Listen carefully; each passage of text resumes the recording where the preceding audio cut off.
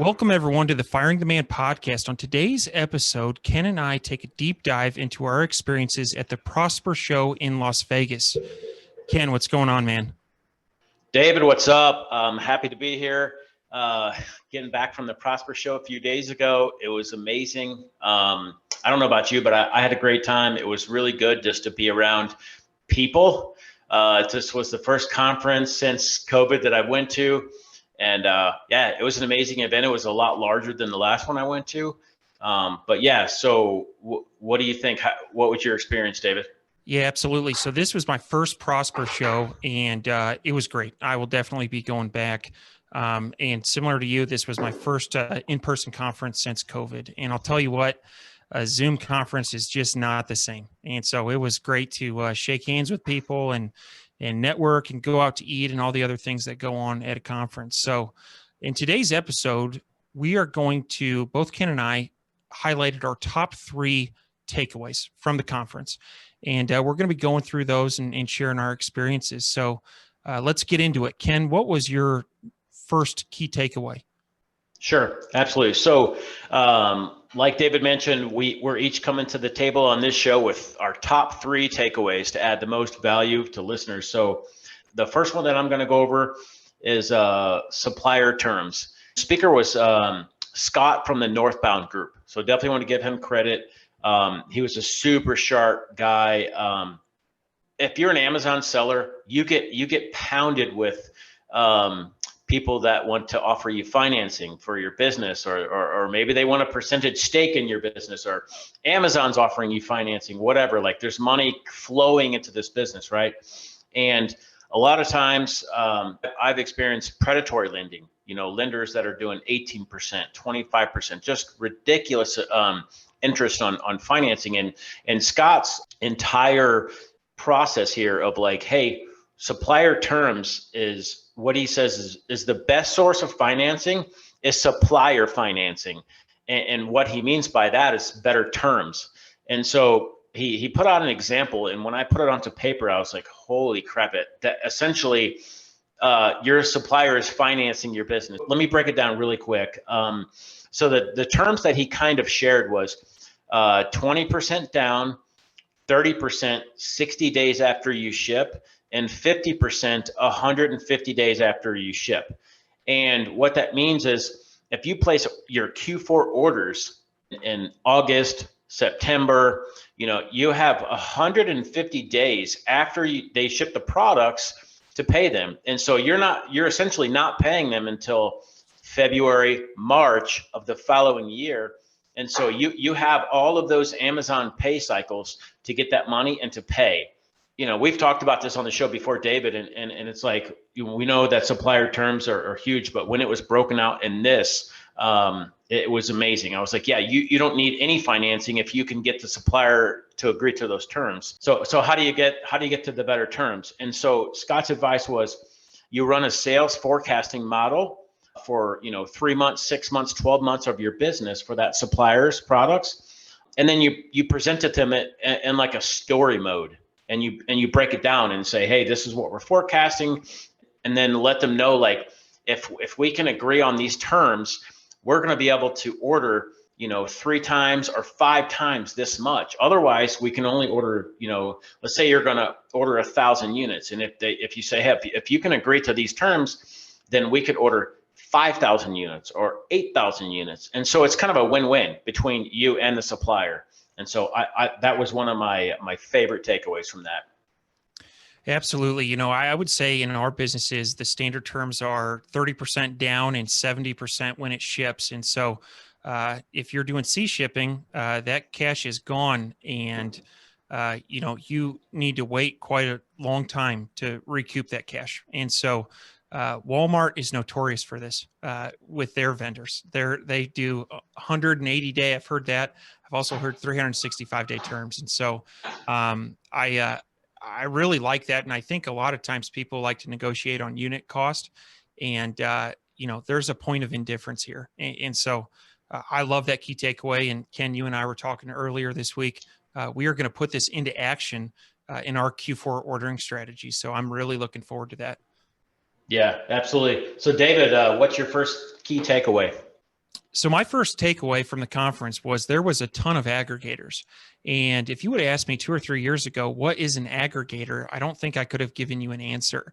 But essentially, there has been a boom in this space of people that will go out and raise external capital, and they go out to buy Amazon businesses. And oftentimes they will, buy multiple businesses, have an operating company, and their goal is to grow them and eventually exit them. And so it really is the private equity fund model.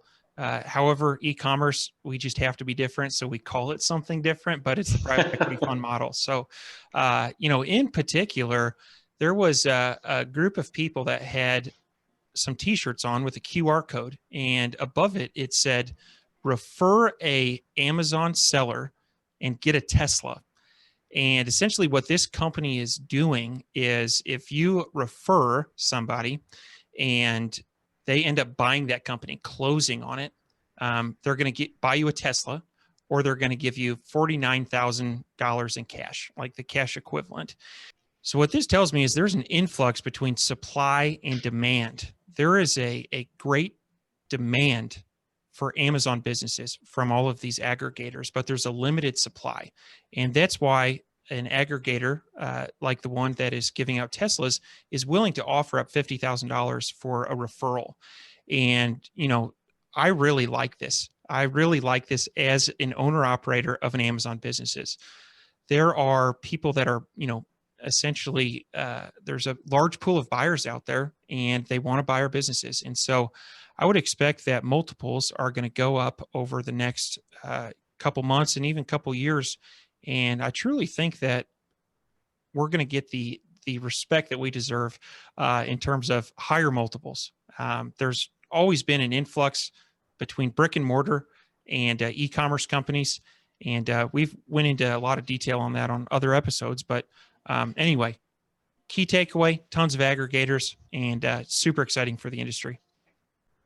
Yeah, absolutely. They were all over the place. So if you're an Amazon seller, you probably get emails, every day, and then go to a conference and you're getting swarmed by them. But like David, like you mentioned, man, it's great for Amazon business owners. So it's only going to get better.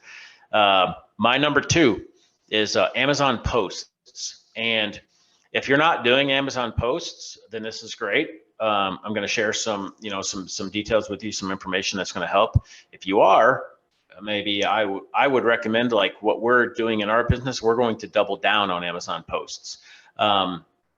So Amazon post, for those of you who don't know, it's essentially kind of like a social media. It's only on mobile, and you can highlight products as Amazon shoppers kind of scroll through the mobile feed. It'll be in there, and then you click on that, it'll take you to the PDP.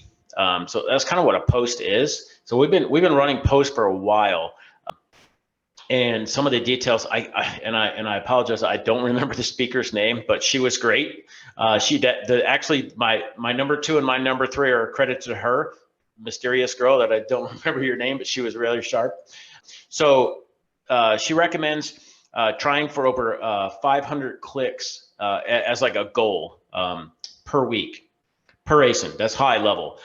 And so I'm just going to run down the top 3 or 4 strategies for the post, and then I'm going to give you a kind of like a sales breakdown on how to calculate ROI from post, which is huge. I've never done that before, and this is it was eye-opening for me.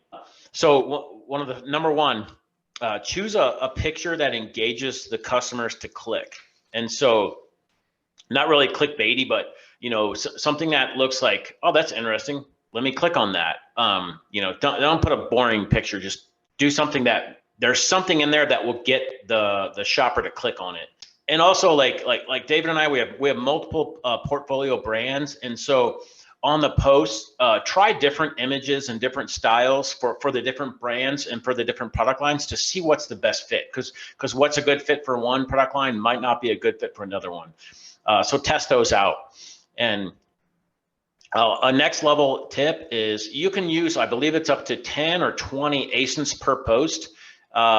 She recommended not to do that. She recommended to use 1 ASIN per post. And the reason for this is because within post, there's like 4 or 5 metrics that you can track. And so if you use 1 ASIN per post, you can track that very easily on clicks, impressions. Like I said, there's like 4 or 5 metrics. And so using 1 ASIN per post, it's way easier to track. Clicks is what you want. Like that's the metric that you're looking for, the KPI.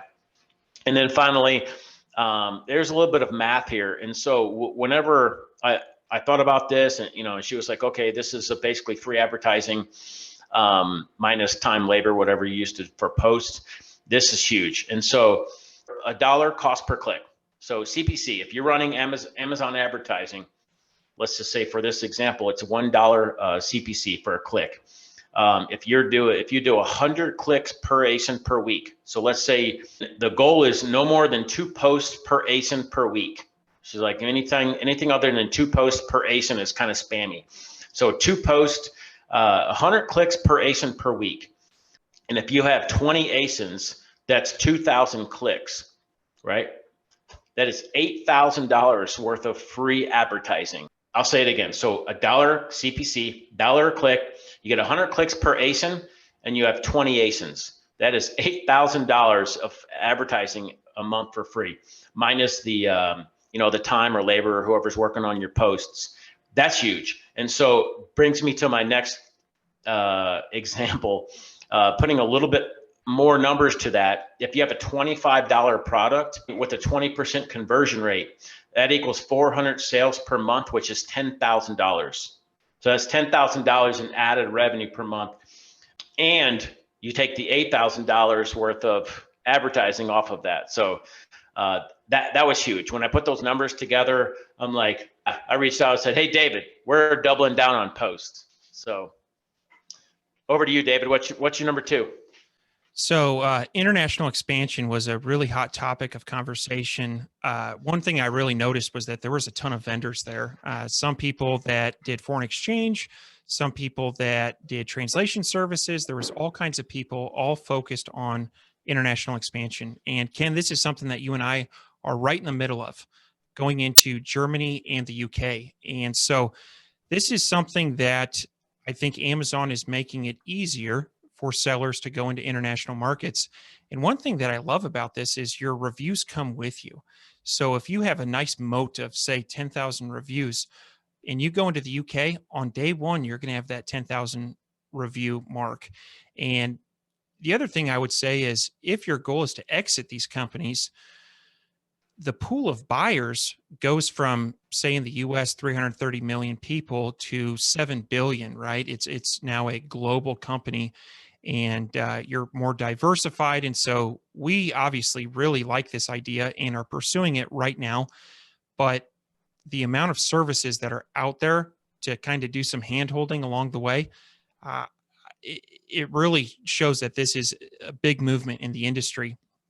Now, one thing that came up a lot in conversation was international expansion versus going into Walmart. And I'm not sure if there's really any clear consensus on this. There was a panel of some, I would say, like high 7-figure and 8-figure sellers, and they seem to think that international expansion through Amazon was the move.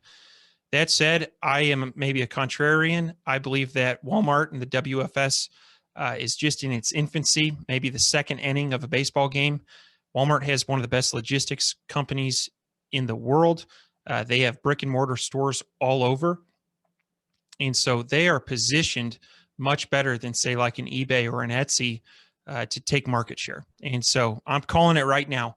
Walmart is, I don't think they'll ever be as big as Amazon, but I would say that they will penetrate market share at least 10% in the next 2 years. That's what I'm calling. So anyway, that was a big key takeaway for me. Yeah, I echo that, David. I was sitting in there with you on that seller sessions with those high level sellers, and I'm definitely bullish on Walmart. Actually, this was in Tim Jordan did a presentation on Walmart. Shout out to him. It was a great presentation. He mentioned Amazon has 124 fulfillment centers, right? And it takes them a long time to build a building, staff it, get it all operational. Walmart has 10,500 stores, existing stores with penetration. Think about that for a second, like that's a game changer. Awesome. My third takeaway here is Amazon Live, and I have a lot of stuff here, so I'm going to rip it really fast, like the highest level stuff here. Amazon Live is we're way behind the curve in terms of like the Chinese are more advanced with like mobile and tech, and they're crushing Amazon Live right now. And so it's something that US based sellers are not doing as well. And so it's something we've tested. We're actually going to continue to drive forward and test it. There's a lot of things Amazon is rolling out. One of the notes that I have here is Amazon's currently has 63 job openings for Amazon Live. And so if that doesn't tell you they're investing in it, like that's huge. So Amazon Live, there's 3 levels: Rising Star, Insider, and A-Lister. And so you go up through those levels by how many followers you have. And so the last one I mentioned, Posts and Amazon Live, both are being driven by followers. So if Amazon shoppers, if they follow your brand, then there's going to be a lot more stuff coming down the pipe. In the future, you're going to be able to email those customers. You're going to be able to engage with them. They're slowly getting into that. There's something called customer engagement. If you have brand registry, you go into brands, customer engagement, and there's actually a beta right now for emailing Amazon customers. They're going to roll it out. I think they said Q3 of this year. So top tips for Amazon Live. Going to rip through them right now. Titles of your thumbnail, short and to the point, and you want them to be clickbait. You can feature 40 items per live, but only the top 5 items are visible to the viewers that visit. They recommend using OBS studio software with a DSLR camera setup. If let's say you test it, it works, you might want to go next level versus using your mobile phone. This was a pretty cool one, I thought. When you first start, it's like crickets. Nobody's on your Amazon Live. She recommended have friends and family join and then ask questions. And so it'll kind of trigger, it might even trigger the algorithm, or at least it triggers some stuff, and then everybody else will start asking. Be consistent. You need 90 minutes of Amazon Live to apply for Insider. And so the more minutes and the more active you are, you kind of rise through the ranks. You want to do a new thumbnail for every Amazon Live. Also, for every Amazon live stream, check your sales data for the optimal time. You can go in and look at your sales history, and for whatever product line that brand is, you can look and see when do people buy, or when do they engage with your brand. Run your Amazon Live then if you can. And then the last one, ask for followers in your Amazon Live at the beginning, the middle, and at the end, because people will just pop in and then and also the voice, they have to click on it to engage it. So a sign, also they said having a TV in the background with something on there, like a sign, like maybe click to follow or something like that. And then the last key takeaway was run a BOGO during the Amazon Live and promote it. Buy one, get one offer. That is like a next level for a launch. If you're doing a product launch, run an Amazon Live, have a BOGO going, and then advertise that, and you'll get rapid sales pretty quick for product launch. David, over to you. Very nice. I like it. I like all 3 of yours. Now, my last key takeaway is not as technical. It's more of a plug for why you should attend one of these seminars. First off, they're just fun. I had an excellent time. This was in Las Vegas on the Strip, and it's a wonderful way to get out and meet high-level sellers. And, if you have spent a lot of time on YouTube, a lot of time in Facebook groups, you will find that just going to one of these seminars, the amount of information that you gain is tremendous, and it is truly a positive ROI activity. I think, Ken, the things that we've implemented just the week after has paid for this conference. And so, and I would say the last thing is, it is nice to know other Amazon sellers that are crushing it. When we run into issues, it's nice to have 10 contacts that we can reach out to and say, for instance, hey, what are you doing with these inventory restrictions? Or who do you use for a 3PL? And that's been incredibly valuable. And so I really like Prosper. I am definitely going to be going back to Prosper, and would recommend, if anyone has any interest, bite the bullet and sign up and go. They're a lot of fun. So anyway, thank you everyone for tuning in this week to Firing the Man, and we'll talk to you next week.